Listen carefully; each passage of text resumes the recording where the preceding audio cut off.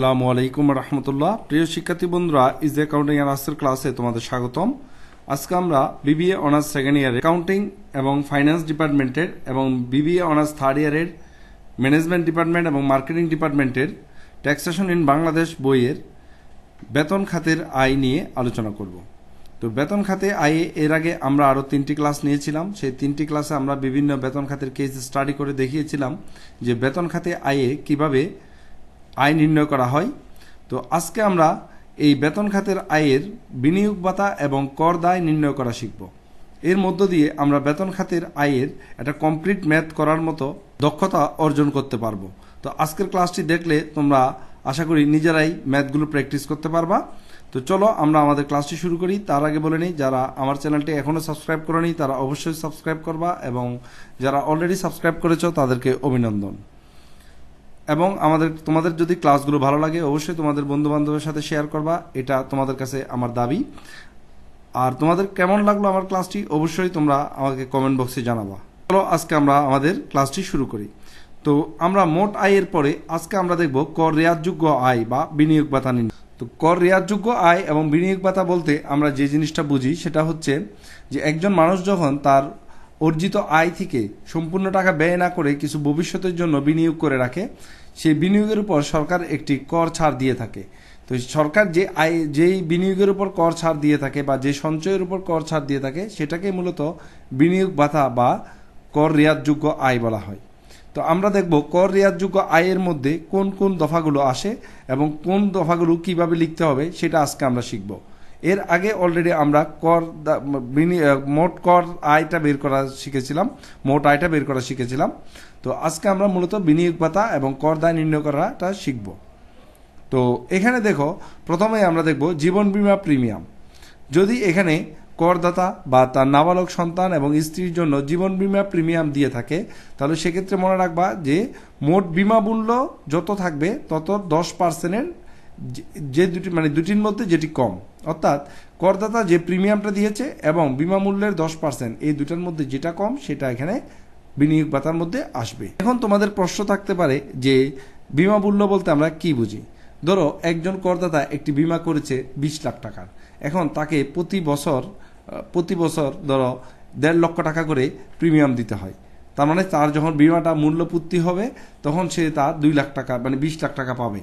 তার মানে দেখো, প্রতি বছর যদি 10 বছরের বিমা হয় তো প্রতি বছর 1.5 লাখ টাকা করে দিলে সে দিবে কত? সে দিবে 15 লাখ টাকা। কিন্তু বিমার মেয়াদ শেষ হলে সে পাবে 20 লক্ষ টাকা। এই যে 20 লক্ষ টাকা হচ্ছে মূলত বিমা মূল্য। তো এখানে বলা আছে যে জীবন বীমা প্রিমিয়াম হচ্ছে আমাদের কত? 1.5 লক্ষ টাকা বছরে। আর আমাদের যে পলিসি মূল্য সেটা হচ্ছে 20 লাখ টাকা। এই 20 লাখ টাকা 10% হচ্ছে 2 লক্ষ টাকা। তো এখানে 2 লক্ষ টাকার বেশি দেওয়া যাবে না। তার মানে আমরা দিচ্ছি কত? 1.5 লক্ষ টাকা। তার মানে 1.5 লক্ষ টাকা এখানে চলে আসবে। কিন্তু 2 লক্ষ টাকার বেশি যদি হতো, কেউ যদি 2.5 লক্ষ টাকা প্রিমিয়াম দেয়, তাহলে কিন্তু এখানে 2.5 লক্ষ টাকা প্রিমিয়াম দেখানো যাবে না। এখানে প্রিমিয়াম দেখাতে হবে 2 লক্ষ টাকা। অর্থাৎ বিমা মূল্যের 10%-এর বেশি জীবন বীমা প্রিমিয়াম দেখানো যায় না। আশা করি তোমরা বুঝতে পারছো। এবার আমরা চলে যাব 2 নম্বরে। কোম্পানির শেয়ার, মিউচুয়াল ফান্ড এবং ঋণপত্র প্রাথমিক পর্যায়ে বিনিয়োগ করা হলে সেটা বিনিয়োগ ভাতার মধ্যে আসবে। গ্রুপ বিমা বা কল্যাণ তহবিলে চাঁদা দিলে সেটাও বিনিয়োগ ভাতায় আসবে। জাকাত তহবিলে দান, সেটা বিনিয়োগ ভাতায় আসবে। অনুমোদিত ভবিষ্যৎ তহবিলে নিয়োগকর্তা ও কর্মীর উভয়ের দান আসবে। মনে রাখবা, অনুমোদিত ভবিষ্যৎ তহবিলে নিয়োগকর্তা ও কর্মী উভয়ের দান আসবে। অর্থাৎ এখানে নিয়োগকর্তা যে দানটা করবে এবং কর্মী যে দানটা করবে উভয় দানটা আসবে। এটা আমি তোমাদেরকে উদাহরণ দিয়েছিলাম যে ধরো তোমার বাবা একটা মাটির ব্যাংক নিয়ে আসলো, তো সেই ব্যাংকে যদি তোমার বাবা বলল যে তুমি যদি এখানে 10 টাকা রাখো এই ব্যাংকে, আমিও তোমার পক্ষ থেকে 10 টাকা রাখবো। তো দেখো এখানে তুমি রাখছো কত? 10 টাকা। তার মানে তোমার আয় থেকে বিনিয়োগ হয়েছে তোমার 10 টাকা, কিন্তু তোমার বাবাও কিন্তু 10 টাকা রাখছে। তো এখন জমা পড়লো কত? জমা পড়লো টোটাল 20 টাকা। তো তোমার আয় হয়েছে কোনটা? তোমার আয় হয়েছে বাবা যেটা দিয়েছে সেটা হচ্ছে তোমার জন্য আয়, অর্থাৎ এই টাকাটা তুমি এক্সট্রা আয় করেছো। তোমার টাকা তো তুমি জমা রাখলে এটা তো আর আয় হয় না, কিন্তু বাবা যেটা দিয়েছে ওটা আয়। এই জন্য আমরা যখন মোট আয় নির্ণয় করি তখন কিন্তু অনুমোদিত ভবিষ্যৎ তহবিলে নিয়োগকর্তার দানটা লিখি, কর্মীর দানটা কিন্তু লিখি না। কিন্তু বিনিয়োগ ভাতায় কি হয়েছে? তোমার টাকা এবং তোমার বাবার টাকা সেটা কিন্তু তুমি এখন পাচ্ছ না, সেটা ভবিষ্যতের জন্য ইনভেস্ট করা হলো। যে তোমার টাকাও ব্যাংকে রয়ে গেল, আবার তোমার বাবার টাকাটাও ব্যাংকে রয়ে গেল। তার মানে তোমার পক্ষ হয়ে এখানে জমা পড়লো কত টাকা? 10 টাকা, 10 টাকা, 20 টাকা জমা পড়লো। তো এই জন্য যে বিনিয়োগ ভাতা যখন আমরা নির্ণয় করব, তো এখানে অনুমোদিত ভবিষ্যৎ তহবিলে নিয়োগকর্তা এবং কর্মীর দান উভয়ই এখানে আসবে। আর যখন মোটায় নির্ণয় করবো তখন কিন্তু শুধু নিয়োগকর্তার দানটা আসবে। এই জিনিসটা একটু তোমরা সতর্ক থাকলে আশা করি তোমাদের আর ভুল হবে না। এরপর বার্ধক্য তহবিলে চাঁদা, সেটা এখানে আসবে। সঞ্চয়পত্র, ইউনিট সার্টিফিকেট, মিউচুয়াল ফান্ড, সরকারি সিকিউরিটি, বিনিয়োগ কোম্পানি শেয়ার ক্রয়, এই ধরনের কোনো ধরনের আইটেম যদি থাকে সেগুলো আসবে বিনিয়োগ ভাতায়। ডিপিএস, ডিপোজিট পেনশন স্কিম, আমরা যেটাকে ডিপিএস নামে চিনি, এই ডিপিএস এর সর্বোচ্চ 60,000 টাকা দেওয়া যাবে, এর বেশি দেওয়া যাবে না। মনে রাখবা, সর্বোচ্চ 60,000 টাকা, এর বেশি দেওয়া যাবে না। তার মানে যদি কেউ ডিপিএস করে 70,000 টাকার, তখন এখানে লিখতে হবে তোমার 60,000 টাকা, 70,000 টাকা লেখা যাবে না। কিন্তু কেউ যদি 50,000 টাকা ডিপিএস করে, তাহলে তুমি 50,000 টাকা লিখতে পারবা। অর্থাৎ লেখার সময় ডিপিএস এর জমাটা 60,000 টাকার বেশি লেখা যাবে না। আশা করি বুঝতে পারছো। এবার চলো আমরা আর কিছু লেনদেন আছে সেগুলো আমরা দেখি। দাতব্য হাসপাতালে দান, মিউনিসিপ্যাল এবং সিটি কর্পোরেশনের বাইরে অবস্থিত যদি কোনো দাতব্য হাসপাতাল থাকে, সে হাসপাতালে দান করলে সেই দানগুলো এখানে আসবে। আহসানিয়া ক্যান্সার হাসপাতালে দান করলে সেটাও বিনিয়োগ ভাতায় আসবে। মুক্তিযুদ্ধের স্মৃতি রক্ষার্থে যদি দান করে সেটাও আসবে। আগা খান নেটওয়ার্কে যদি দান করা হয় সেটাও আসবে। অবিভক্ত হিন্দু পরিবারের সদস্যদের জীবন বীমা প্রিমিয়াম, যদি কোনো অবিভক্ত হিন্দু পরিবারের সদস্যদের জীবন বীমা প্রিমিয়াম দেওয়া হয় সেটাও বিনিয়োগ ভাতায় আসবে। বিলম্বিত বার্ষিক বৃত্তি মূল বেতনের 1/5 এর অতিরিক্ত নয়। বিলম্বিত বার্ষিক বৃত্তি যদি কেউ প্রদান করে থাকে তাহলে সেটা মূল বেতনের 1/5 বেশি দিতে পারবে না, তবে সেটা বিনিয়োগ ভাতায় আসবে। সরকারি ও বা বিধিবদ্ধ ভবিষ্যৎ তহবিলে দান করলে সেটা আসবে।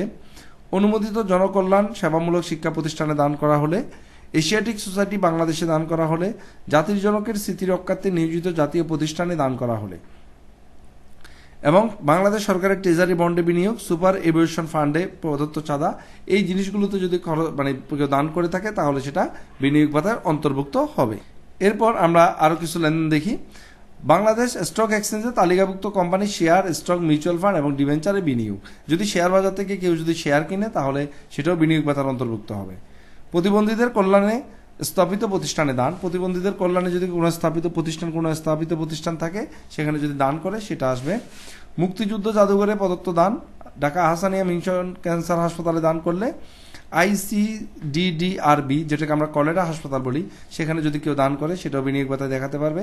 CRP সাভারে একটা হাসপাতাল আছে, সেটাও যদি কেউ দান করে সেটাও এখানে আসবে। সরকার কর্তৃক অনুমোদিত জনকল্যাণমূলক শিক্ষা তহবিলে দান করলে সেটাও বিনিয়োগ ভাতায় আসবে। তাহলে এই জাতীয় লেনদেনগুলো সব যোগ করলে আমাদের একটা হবে প্রকৃত বিনিয়োগ, অর্থাৎ আমরা কত টাকা প্রকৃত বিনিয়োগ করেছি এটা এখানে আমরা পেয়ে যাব। এবার বিনিয়োগ ভাতা আসলে মূলত কত হবে সেটা ডিপেন্ড করবে কিভাবে? সেটা ডিপেন্ড করবে আরো দুইটা জিনিসের উপর ভিত্তি করে। একটা হচ্ছে 44(4) এবং 82(C) দ্বারা আয় ব্যতীত মোট আয়ের 20%, অর্থাৎ 44(4) দ্বারা এবং 82(C) দ্বারা কিছু আয় আছে, সেই আয়গুলো ব্যতীত মোট আয়ের 20%। এগুলো যখন আমরা অঙ্ক করব তখন তোমাদেরকে বলে দিব, বা পরবর্তী কোনো একটা ক্লাসে আমরা 44(4) এবং 82(C) দ্বারা নিয়ে আলোচনা করব। আজকে এগুলো নিয়ে আলোচনা করলে আমাদের মূল ক্লাসটা ব্যাহত হবে। তো এখানে মনে রাখবা 44(4) এবং 82(C) দ্বারা আয় ব্যতীত মোট যে আমরা আয় বের করতাম এতদিন, সেই মোট আয়ের 20%। আজকে যারা প্রথম ক্লাসটা দেখতেছো তারা অবশ্যই আমার ক্লাসগুলো সিরিয়ালে দেখবা, না হয় ট্যাক্সের ক্লাস কিচ্ছু বুঝবে না তুমি। তো মোট আয়ের 20% আমরা পেয়ে গেলাম। আর অথবা 1 কোটি টাকা, এটা কিন্তু ফিক্সড 1 কোটি টাকা নিয়মের। এই দুটার মধ্যে যেটি কম সেটি প্রকৃত বিনিয়োগের সাথে তুলনা করে, আবার যেটি কম সেটি আসবে। অর্থাৎ মূলত আমরা এইভাবে বলতে পারি যে প্রকৃত বিনিয়োগ কত এবং মোট আয়ের 20% এবং 1 কোটি টাকা, এই তিনটার মধ্যে মূলত যেটি কম, এই তিনটার মধ্যে যেটি কম মূলত সেটি আমাদের প্রকৃত বিনিয়োগ ভাতা বা কর রেয়াতযোগ্য আয় হিসেবে চিহ্নিত হবে। তাহলে তিনটা জিনিস, একটা হচ্ছে প্রকৃত আমি কত বিনিয়োগ করেছি, 2 মোট আয়ের 20%, 3 1 কোটি টাকা। এই তিনটার মধ্যে যেটা কম মূলত সেটাই আমাদের বিনিয়োগ ভাতা হিসেবে নির্ধারিত হবে। এবার আমরা চলে যাব যে কর দায় কিভাবে নির্ণয় করে। তো কর দায়ের একটা লিস্ট এখানে আমরা দেখতে পাচ্ছি। তো সেই লিস্টটা দেখার আগে আমি কর দায়টা তোমাদেরকে একটু দেখায় আসি। আমরা যদি কর দায়টাকে যদি একটা শপিং কমপ্লেক্সের সাথে তুলনা করি, ধরো এখানে আমাদের 6টা দোকান আছে, ধরো এখানে 6টা শপিং কমপ্লেক্সে 6টা দোকান আছে। এখন তোমাদের কেউ একজন শপিং করতে গেল, কোনো করদাতা ধরো শপিং করতে গেল, তার অনেকগুলো টাকা নিয়ে শপিং করতে গেছে। তো এখন এই শপিং কমপ্লেক্সে একটা আজব নিয়ম আছে। সেই নিয়মটা হচ্ছে যে প্রথম দোকান থেকে 3 লক্ষ টাকার বেশি শপিং করা যাবে না। যদি তোমার আরও শপিংয়ের প্রয়োজন পড়ে তাহলে তুমি পরের দোকানে যেতে হবে। তবে পরের দোকানে আবার 1 লক্ষ টাকার বেশি শপিং করা যায় না। তারপরের দোকানে গিয়ে আবার তোমার যদি তারও বেশি শপিংয়ের দরকার পড়ে তাহলে তুমি পরের দোকানে যাবা, 3 লক্ষ টাকার বেশি শপিং করতে পারবে না। তারপরের দোকানে যদি যাও তাহলে 4 লক্ষ টাকার বেশি শপিং করা যাবে না। তারপরের দোকানে গেলে 5 লক্ষ টাকার বেশি শপিং করা যাবে না। আর সর্বশেষ 6 নম্বর দোকানে যদি যাও তাহলে তুমি এখানে যত পারো শপিং করতে পারবা, কোনো সমস্যা নাই। তাহলে এখন একজন করদাতা ধরো সাপোজ সে তার টাকা নিয়ে শপিংয়ে গেল। এখন সে প্রথম দোকানে শপিং করবে কত? সর্বোচ্চ 3 লক্ষ টাকা। 3 লক্ষ টাকা যদি কম থাকে সে প্রথম দোকান থেকে শপিং করে চলে যেতে হবে। যদি তার কাছে ধরো 3,50,000 টাকা আছে, সে প্রথম দোকান থেকে 3 লক্ষ টাকা শপিং করবে, আর 50,000 টাকা নিয়ে দ্বিতীয় দোকানে যাবে, 50,000 টাকা শপিং করে এখান থেকে চলে যাবে। কিন্তু সত্য দ্বিতীয় দোকানে কিন্তু 1 লক্ষ টাকার বেশি শপিং করা যাবে না। ঠিক সেম তৃতীয় দোকানে গিয়েও কিন্তু সে 3 লক্ষ টাকার বেশি শপিং করতে পারবে না। চতুর্থ দোকানে 4 লক্ষ টাকা, পঞ্চম দোকানে 5 লক্ষ টাকা, অবশিষ্ট টাকা নিয়ে এসে ষষ্ঠ দোকানে চলে যাবে। এভাবে একজন করদাতা কি হবে? শপিং করবে। এইটার মানে হচ্ছে কি, মূলত তোমার যে মোট আয় আছে সে আয়ের প্রথম 3 লক্ষ টাকার উপর হচ্ছে 0% ট্যাক্স, পরের 1 লক্ষ টাকার উপর 5%, তারপরে যদি কোনো আয় থাকে তার 3 লক্ষ টাকার উপর 10, এরপরে যদি আর কোনো আয় থাকে তাহলে প্রথম 4 লক্ষ টাকার উপর 15, তারপর যদি আয় থাকে তাহলে 5 লক্ষ টাকার উপর 20, তারপর যদি আয় থাকে সব টাকার উপর 25%।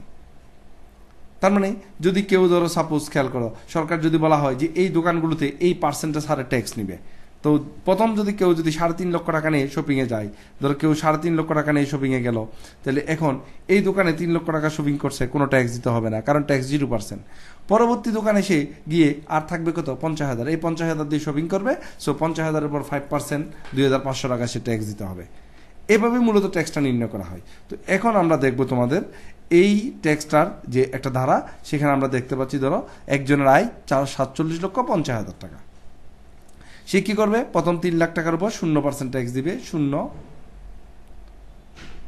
এবার তার বাকি 1 লাখ টাকা পরের দোকানে গিয়ে কিন্তু সে 1 লক্ষ টাকার উপর ট্যাক্স দিবে 5%।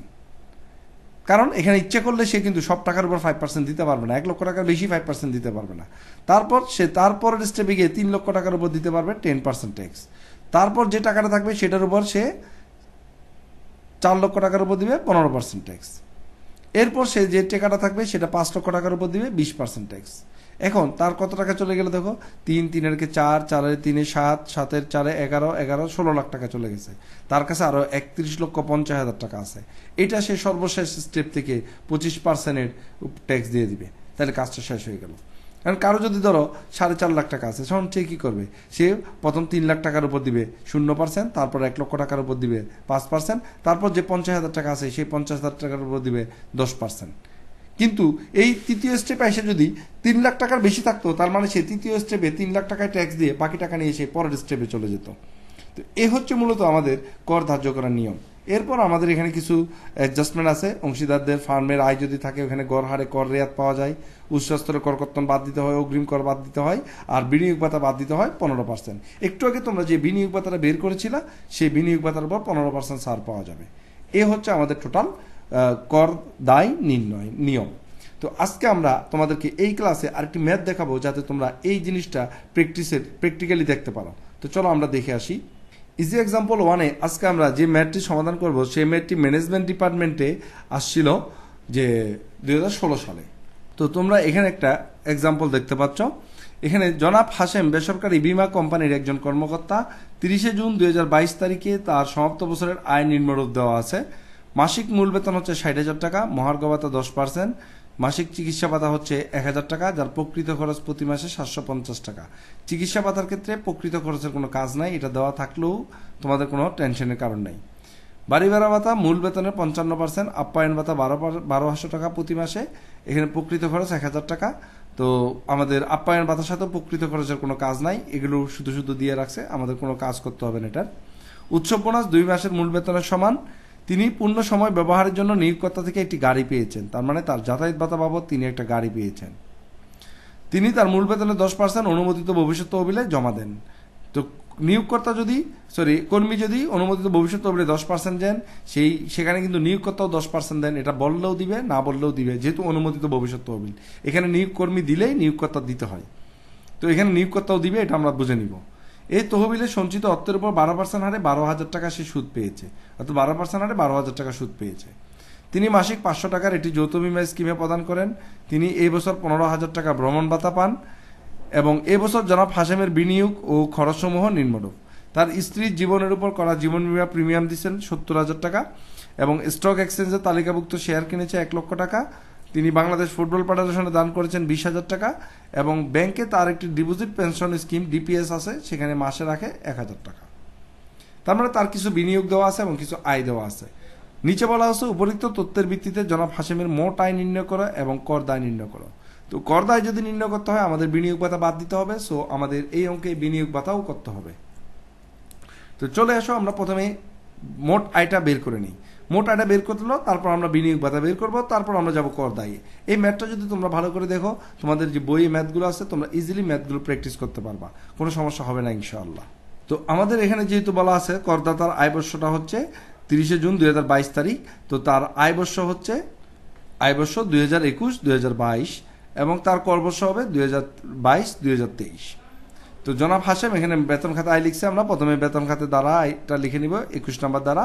মূল বেতন আমাদের দেখতে পাচ্ছি আমরা মূল বেতন কোয়েশ্চেন আছে 60,000 টাকা, তো 60,000 টাকা 12 মাসের 7,20,000 টাকা, এটা আমরা সহজে বসাই দিব। মহার্ঘ ভাতা 10%, তো 7,20,000 টাকা 10% 72,000 টাকা, এগুলো তোমরা ইজিলি করতে পারবা। এবার আসবো আমরা চিকিৎসা ভাতা। চিকিৎসা ভাতা হচ্ছে বছরে 1,000 টাকা। আমরা প্রতি মাসের যে প্রকৃত খরচ আছে সেটার দিকে দেখবই না, এটার কোনো কাজ নাই চিকিৎসা ভাতায়। তো প্রতি মাসে 1,000 টাকা হলে 12 মাসে 12,000 টাকা। এখন চিকিৎসা ভাতার ক্ষেত্রে আমাদের একটা অকরদার্য সিস্টেম আছে, সেটা হচ্ছে মূল বেতনের 10% 72,000 টাকা, মানে 7,20,000-এর 10% 72,000 টাকা এবং বার্ষিক 1,20,000 টাকা। এই দুইটার মধ্যে যেটা কম, এটার মধ্যে কম কোনটা? এটার মধ্যে কম হচ্ছে 72,000 টাকা। তো যেহেতু আমরা যে ভাতা পেয়েছি তার চেয়ে আমাদের অকরদার্য সীমাটা বড়, তাই এখানে আমরা কোনো আয়টা লিখব না। তো আশা করি এগুলো বুঝতে পারছো, যেহেতু তোমাদের এগুলো আগে আমরা ক্লাস নিয়েছিলাম। বাড়ি ভাড়া ভাতা মূল বেতনের 55%, তো এখানে আমরা বাড়ি ভাড়া ভাতা দেখব। বাড়ি ভাড়া ভাতা হচ্ছে মূল বেতনের 55%, তো 7,20,000 টাকার 55% হচ্ছে 3,96,000 টাকা বাড়ি ভাড়া ভাতা পান। এবং বাড়ি ভাড়া ভাতার অকরদার্য কত? বাড়ি ভাড়া ভাতার অকরদার্য হচ্ছে বার্ষিক 3 লক্ষ টাকা, মাসে 25,000 করে, বার্ষিক 3 লক্ষ টাকা, বার্ষিক 3 লক্ষ টাকা, অথবা মূল বেতনের 50%। মূল বেতন কত? 7,20,000 টাকা, এটার 50% যদি করি তাহলে কত আসে? 3,60,000 টাকা। তাহলে এই 3 লক্ষ টাকা এবং 3,60,000 টাকার মধ্যে কোনটা ছোট? এখানে 3 লক্ষ টাকা ছোট, তাই আমরা এখানে 3 লক্ষ টাকা লিখেছি। তো এবার 3 লাখ থেকে আমরা 3 লাখ টাকা বাদ দিলে 3,96,000 থেকে 3 লাখ টাকা বাদ দিলে আর 96,000 টাকা থাকে। এরপর আমরা দেখব আপ্যায়ন ভাতা। আপ্যায়ন ভাতা হচ্ছে এখানে মাসে 1200 টাকা, এখানে কোনো প্রকৃত খরচের কোনো কাজ হবে না, তাই আমরা এখানে আপ্যায়ন ভাতা 1200 গুণ 12 সরাসরি লিখে দিলাম 14,400 টাকা। তারপর আছে আমাদের উৎসব বোনাস, 2 মাসের মূল বেতনের সমান। তো প্রতি মাসে বেতন হচ্ছে 60,000 টাকা, 2 মাসের মূল বেতন সমান 60,000 গুণ 2 সমান 1,20,000 টাকা।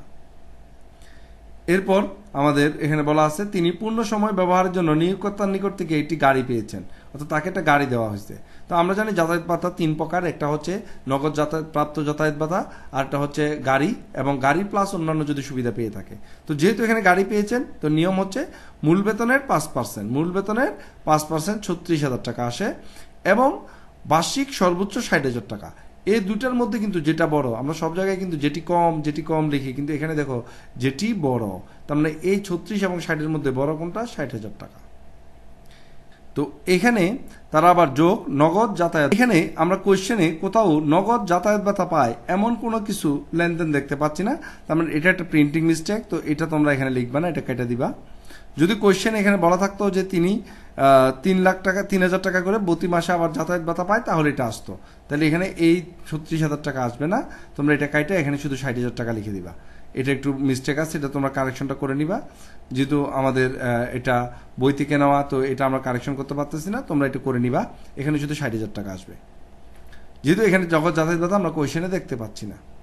এরপর অনুমোদিত ভবিষ্যৎ তহবিলে দান। অনুমোদিত ভবিষ্যৎ তহবিলে আমাদের কর্মী যেহেতু 10% দেয়, তো নিয়োগকর্তা 10% দিবে, 7,20,000 টাকা 10% 72,000 টাকা। এরপর আছে অনুমোদিত ভবিষ্যৎ তহবিলের সুদ 12,000 টাকা। কোয়েশ্চেনে দেওয়া আছে অনুমোদিত ভবিষ্যৎ তহবিলের সুদ 12,000 টাকা, কোয়েশ্চেনে ছিল এটা। তো এখানে আমরা জানি 12% হারে 12,000 পেয়েছে। তো আমরা জানি 14.5% হারে নির্ণীত সুদ এবং মূল বেতনের 3/1 যেটি কম সেটি হচ্ছে অকরদার্য। এখন 12% সুদকে যদি 14.5-তে কম মানে আমরা কনভার্ট করি তাহলে আমাদের 12,000 টাকার বেশি আসে। তো 12,000 টাকার বেশি তো অকরদার্য হয়ে যায়। তো এখানে আর আমরা ক্যালকুলেশনটা দেখালাম না, কারণ যেহেতু আমাদের এখানে মানে 12,000 টাকার বেশি আসবেই এটা আমরা বুঝতে পারতেছি, কারণ 12%-এ 12,000 আসলে আর 14.5% আর তার চেয়ে বেশি আসবে, তাহলে অকরদার্যের পরিমাণটা বেশি, তাই পুরো 12,000 টাকা এখানে অকরদার্য করে দেওয়া হয়েছে। তোমরা যদি চাও এটা দেখিয়ে দিতে পারো যে 12 দিয়ে ভাগ, 12,000-কে 12 দিয়ে ভাগ, 14.5 দিয়ে গুণ করবা, আবার মূল বেতনের 3/1 আনবা, আনার পর যেটা আসবে সেটাকে অকরদার্য করে দিবা, দেখবা যে একই রেজাল্ট হয়। তো বইয়ে যে কাজটা করছে সেটা হচ্ছে ওরা যেহেতু দেখছে 14.5% হারে তো আমাদের অকরদার্য সীমায় আছে, আমরা 12% পাইছি, তার মানে অকরদার্যের চেয়ে আমরা কম পাইছি, তো এটা আর দেখানোর দরকার নাই, সেজন্য 12,000 টাকা অকরদার্য করে দিচ্ছে। তোমরা যদি নিয়ম অনুযায়ী দেখাতে চাও তাহলে দেখাই দিতে পারো। ভ্রমণ ভাতা দেওয়া আছে আমাদের এখানে 15,000 টাকা। আমাদের ভ্রমণ ভাতা এখানে দেওয়া আছে, তিনি এবছর 15,000 টাকা ভ্রমণ ভাতা পান। তার ভ্রমণ ভাতা 15,000 টাকা পাইছে, এটা পুরোটাই অকরদার্য, আমরা টিকা 1-এ লিখে দিচ্ছি এটা। তো এটা অকরদার্য কেন? আমরা জানি ভ্রমণ ভাতার ক্ষেত্রে প্রকৃত যে খরচ হয় সেটা অকরদার্য হয়। তো যেহেতু এখানে প্রকৃত খরচটা দেওয়া নাই, তা আমরা ধরে নিয়েছি যে করদাতার ভ্রমণ ভাতা পুরোটাই খরচ হয়ে গেছে। এটা একটা নোট দিয়ে দিবা, তোমরা টিকা দিয়ে দিবা, তাহলে এখানে পুরো টাকাটাই অকরদার্য দেখাই দিবা, কারণ এখানে আমাদের ধরে নিতে পারি যে ভ্রমণ ভাতা পুরোটাই অকরদার্য হয়ে গেছে। এরপর তোমরা এই আইটেমটা যোগ করে দিলে এখানে তোমাদের মোট আয়টা চলে আসবে। তো মোট আয় নির্ণয় করা আশা করি শিখে গেছো। এখন যেহেতু আমরা অঙ্কটা এই অঙ্ক থেকে সলভ করব, এই সলিউশনটা বই থেকে যেহেতু নিয়েছি, আমরা এই সলিউশনটা সলভ করব, তো আমরা এই ম্যাথটা 11,90,400 টাকা মোট আয় ধরেই কিন্তু সলভ করব। কিন্তু তোমরা যখন করতে যাবা তখন কিন্তু তোমরা কারেকশন করে নিবা, এখানে এই যে 96 এর জায়গায় 60,000 টাকা দিয়ে কিন্তু কারেকশন করবা। তো এবার চলে আসো আমরা এখানে সেই করদাতা যে বিনিয়োগ করেছে সেই বিনিয়োগ পাতাটা দেখি। এখন আমরা এখানে বিনিয়োগ পাতা দেখি, যৌথ বীমা স্কিমে দান করেছে 500 গুণ 12,000, 12 মাসে 500। এখানে বলা ছিল তিনি মাসিক 500 টাকা করে যৌথ বীমা স্কিমে দান করেন। তো মাসে 500 টাকা করে যদি যৌথ বীমা স্কিমে দান করেন তাহলে প্রতি মাসে 500, বছরে হচ্ছে 500 গুণ 12 মানে 6,000 টাকা। এরপর আমাদের বলা ছিল তিনি তার স্ত্রীর উপর জীবন বীমা প্রিমিয়াম দেন 70,000 টাকা। এখানে কিন্তু পলিসি মূল্যটা দেওয়া নেই। তো যে কাজটা আমাদের করতে হবে সেটা হচ্ছে প্রিমিয়াম দিয়েছে কত, 70,000 টাকা। তা আমরা ধরে নিব যে পলিসি মূল্যের 10%-এর বেশি দেননি, এটা ধরে আমরা এখানে 70,000 টাকায় লিখে দিব, কারণ পলিসি মূল্য যেহেতু জানা নাই তাহলে আমরা তো কম্পেয়ার করতে পারতেছি না। তো নিচে একটা টিকা দিয়ে দিবা যে ধরে নেওয়া হলো যে জীবন বীমা প্রিমিয়াম পলিসি মূল্যের 10%-এর চেয়ে কম দেওয়া হয়েছে, এটা ধরে নিবা তোমরা। তো এই জন্য একটা টিকা দিয়ে দিবে এখানে। তারপর আমরা দেখতে পাচ্ছি এখানে তিনি স্টক এক্সচেঞ্জ থেকে তালিকাভুক্ত কোম্পানির শেয়ার কিনছে 1 লক্ষ টাকা। তারপর তোমার আরও আছে এখানে ডিপোজিট পেনশন স্কিমে দান করছে 1,000 টাকা করে, এগুলো আমরা এখানে লিখে দিব। এই যে তালিকাভুক্ত কোম্পানির শেয়ার ক্রয় 1 লক্ষ টাকা, ডিপোজিট পেনশন স্কিমে দান 12,000 টাকা, কিন্তু সর্বোচ্চ দান করতে পারবে 60,000 টাকা। যেহেতু সে সীমা অতিক্রম করেনি তা 12,000 টাকা পুরোটাই আসবে। এরপর অনুমোদিত ভবিষ্যৎ তহবিলে নিয়োগকর্তার দান ও কর্মীর দান উভয় আসবে। তো কর্মী দিয়েছিল 72,000 টাকা, নিয়োগকর্তা দিচ্ছে 72,000 টাকা, দুইটা যোগ করে 2 দিয়ে গুণ করলে আমরা 1,44,000 টাকা পাই। এ হচ্ছে আমাদের বিনিয়োগ কথা। এখন কথা হচ্ছে এখানে দেখো একটা জিনিস কিন্তু লেখে নেই, তিনি বাংলাদেশ ফুটবল ফেডারেশনে 20,000 টাকা জমা দান করেন।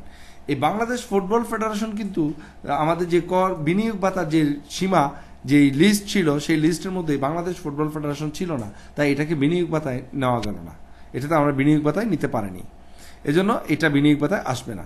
এখন আমরা প্রকৃত বিনিয়োগ করেছি কত, 3,32,000 টাকা। টোটাল যোগ করলে 3,32,000 টাকা আমাদের বিনিয়োগ। এই যে এগুলো সবগুলো যদি আমরা যোগ করি এই যোগফলটা দাঁড়ায় 3,32,000 টাকা। এবার আসো 44-এর 4 ধারা অনুযায়ী কর অব্যাহতিপ্রাপ্ত এবং হ্রাসকৃত হারে কর আরোপণযোগ্য 82C ধারা অনুযায়ী উচ্চ কর কর্তৃক অর্জিত আয় ব্যতীত করযোগ্য আয়ের 20%। এখন কথা হচ্ছে যে 44-এর 4 ধারা এবং 82C ধারা অনুযায়ী কোনো আয় কিন্তু আমাদের মধ্যে ছিল না, তাই এগুলো আর আসবে না। আমাদের যে মোট আয় ছিল, আমাদের মোট আয় ছিল কত, 11,90,400। যদি এটা নতুন করে তোমাদের কারেক্টেড ভ্যালু আসবে, আমি এটা দিয়ে দেখাচ্ছি তোমাদের বোঝার জন্য। এই 11,90,400 টাকার উপর 20% করবা, করলে আসে 2,38,080 টাকা। আর সর্বোচ্চ সীমা গ নাম্বার হচ্ছে 1 কোটি টাকা। এবার ক আমি দেখাই তোমাদের, এখানে প্রকৃত বিনিয়োগ হচ্ছে 3,32,000, আর মোট আয়ের 20% হচ্ছে 2,38,080 এবং 1 কোটি টাকা। এই তিনটার মধ্যে কম কোনটা? এই তিনটার মধ্যে কম হচ্ছে 2,38,080 টাকা। এটাই হচ্ছে আমাদের কর রেয়াতযোগ্য আয় বা বিনিয়োগ ভাতা। তো আশা করি তোমরা এই বিনিয়োগ ভাতাটা বুঝতে পারছো। তো বিনিয়োগ ভাতার যে লিস্ট দিয়েছি আমরা, লিস্টটা একটু ভালো করে মনোযোগ দিলে তোমাদের আর সমস্যা থাকবে না।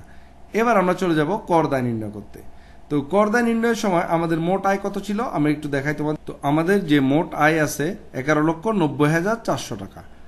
এই 11,90,400 টাকার উপর এখন আমরা কর নির্ণয় করব। দেখো আমরা কিভাবে কর নির্ণয় করতে, এখানে 11,90,400 টাকার উপর আমরা কর নির্ণয় করব। তো প্রথম হচ্ছে মোট আয়ের 3 লক্ষ টাকার উপর 0%, যে যারা মোট আয় যে হবে আমাদের, সেই মোট আয়ের প্রথম 3 লাখ টাকার উপর 0%। এটা কিন্তু ক্ষেত্রভেদে আবার এই টাকাটা 3 লক্ষ টাকার যে 0%, এই টাকাটা কিন্তু চেঞ্জ হয়। কারণ এক্ষেত্রে নারী করদাতা হলে, মুক্তিযোদ্ধা করদাতা হলে, তারপর তোমার প্রতিবন্ধী করদাতা হলে এগুলো কিন্তু চেঞ্জ হবে। এই 3 লক্ষ টাকার সীমাটা বাড়বে আরও, কমবে না। তো এটার লিস্টটা আমি তোমাদের ভিডিওর শেষে দেখাই দিব কত টাকা হবে এই 3 লক্ষ টাকার জায়গায়। তো আপাতত আমরা সাধারণ করদাতা হিসেবে 3 লক্ষ টাকা দিয়ে অঙ্কটা দেখি। তো আমাদের মোট আয় ছিল কত? 11,90,000 টাকা। আমি এখানে দেখাই তোমাদের, 11,90,400 টাকা ছিল মোট আয়। এর মধ্যে প্রথম 3 লাখ টাকার উপর দিতে হবে আমাদের 0%। তো কোনো কর এখানে আসলো না 0%-এ। তারপর আমাদের আরও কত টাকা আছে? 8,90,000 টাকা। এখন 8,90,000 টাকা যদি আমরা পরের দোকানে যাই, আমরা দোকানে নিয়ে যাই, তো ওইখানে তো সর্বোচ্চ 1 লাখ টাকার উপর কর দেওয়া যাবে 5%-এ। তার মানে এই 8,90,000 টাকার মধ্যে আমরা এবার এই 1 লক্ষ টাকার উপর দিব 5%, মানে 5,000 টাকা কর আসছে। আরও থাকে কত? 7,90,400 টাকা। এই 7,90,400-এর মধ্যে আমরা পরের ধাপ জানি কত? 3 লক্ষ টাকা। তো 3 লক্ষ টাকা একটু আগে আমি তোমাদের দেখিয়েছিলাম, ওটা তোমরা যদি সামনে ধরে অঙ্কটা দেখো তাহলে ক্লিয়ার। তো এই 3 লাখ টাকার উপর দেওয়া যাবে কত? 10% ট্যাক্স। 3 লক্ষ টাকার উপর 10%। এখন এই 3 লক্ষ টাকার উপর 10% দেওয়ার পরেও আমাদের কিন্তু আরও আছে 4,90,400 টাকা। এবার পরবর্তী স্টেপ হতো 4 লক্ষ টাকা। এই 4 লক্ষ টাকার উপর আমরা 20% ট্যাক্স দিব, 15% ট্যাক্স দিব, 60,000 টাকা। এরপরও আমাদের কাছে থাকে কত? আরও 90,000 টাকা। এখন পরের স্টেপে ছিল কত? 5 লক্ষ টাকার উপর ছিল 20%। এখন আমাদের তো 5 লক্ষ টাকা নাই, আমাদের আছে কত? 90,400। তখন আমরা কি করব? ওইখান থেকে 90,400 টাকা ট্যাক্স দিয়েই আমাদের আয়টা শেষ হয়ে যাবে এবং আমাদের হিসাবটা ক্লোজ হয়ে যাবে। তাই এখানে বাদ বাকি যে 90,400 টাকা আছে, সেই 90,400 টাকার উপর আমরা 20% ট্যাক্স, 18,080 টাকা আমরা ট্যাক্স পেমেন্ট করব। তো আমাদের তো আর আয় নাই, আমরা আর ট্যাক্সও দিতে পারবো না। তো আমাদের মোট আয় আসছে 1,13,080 টাকা। এবার বিনিয়োগ ভাতা, আমরা একটু আগে যে আমরা বিনিয়োগ করেছিলাম, এই যে 2,38,080 টাকা যে বিনিয়োগ ভাতা ছিল, সেটার উপর আমরা এখন কর ছাড় পাবো। কত পার্সেন্ট? 15%। মনে রাখবা, বিনিয়োগ ভাতার উপর 15% কর ছাড় পাওয়া যায়। তাহলে কর ছাড় পাইলে 35,712 টাকা ছাড় পাবো। তো আমাদের গভর্নমেন্টকে পরিশোধ করতে হবে কত? নিট কর দেয় 77,368 টাকা। এই হচ্ছে একটা কমপ্লিট ম্যাথ, এভাবে তোমাদের করতে হবে। তো এখান থেকে আমাদের মূলত এই যে বেতন খাতের আয়, এইসব আয় মিলিয়ে আমাদের অনেকগুলো প্রশ্ন থাকতে পারে। বিশেষ করে প্রত্যেকটা খাত থেকে আলাদা আলাদা প্রশ্ন থাকতে পারে এবং একক ব্যক্তির কর নির্ণয় থাকতে পারে। তো এই জিনিসগুলো যদি তোমরা বুঝতে পারো, তোমাদের জন্য এই ম্যাথগুলো অ্যান্সার করাটা খুব সহজ হয়ে যাবে। এরপর আমরা নিচে এখানে ওদের টিকা দিয়ে দিয়েছি, যেগুলো তোমরা একটু আগে আমরা বলেছিলাম তোমাদেরকে যে নিয়মগুলো লিখে দিতে, সেগুলো। এখন আমি তোমাদের চলে যাই ওই যে 3 লক্ষ টাকা, এখানে যে কর 0% যে 3 লক্ষ টাকা, এটা কার ক্ষেত্রে 3 লক্ষ টাকা আমরা একটু দেখে আসি। এর মনে রাখবা 0% যে কর, সেটা হচ্ছে যদি পুরুষ করদাতা হয় তাহলে 3 লক্ষ টাকার উপর 0%। তৃতীয় লিঙ্গের করদাতা মানে হিজড়ারা যদি হয়, মহিলা যদি হয়, বয়স্ক যদি হয়, তাহলে 65 বছর ঊর্ধ্বে বয়স্ক যদি হয় তাহলে 3,50,000 টাকার উপর 0%। প্রতিবন্ধী হলে 4,50,000। মুক্তিযোদ্ধা হলে আমাদের 4,75,000। এরপর কারো যদি আবার এই করদাতাগুলোর মধ্যে কারো যদি আবার প্রতিবন্ধী সন্তান থাকে, তাহলে তাদের জন্য আবার এক্সট্রা 50,000 করে ছাড় পাবে। অর্থাৎ পুরুষ করদাতার প্রতিবন্ধী সন্তান থাকলে সে 3,50,000 টাকার উপর 0% ধরবে। আর যদি মহিলা করদাতার সন্তান থাকে তাহলে সে 4 লক্ষ টাকার উপর 0% ধরবে। প্রতিবন্ধী করদাতার যদি আরেকটা প্রতিবন্ধী সন্তান থাকে তাহলে সে 5 লক্ষ টাকার উপর 0% ধরবে। অর্থাৎ যার যে লেভেল তার সাথে আরও 50,000 যোগ হয়ে যাবে। তো আশা করি তোমরা এই ম্যাথটা বুঝতে পারছো। একটু প্র্যাকটিস করলে তোমরা এই ম্যাথগুলো খুব সহজেই করতে পারবা। ধন্যবাদ সবাইকে আমাদের সাথে থাকার জন্য।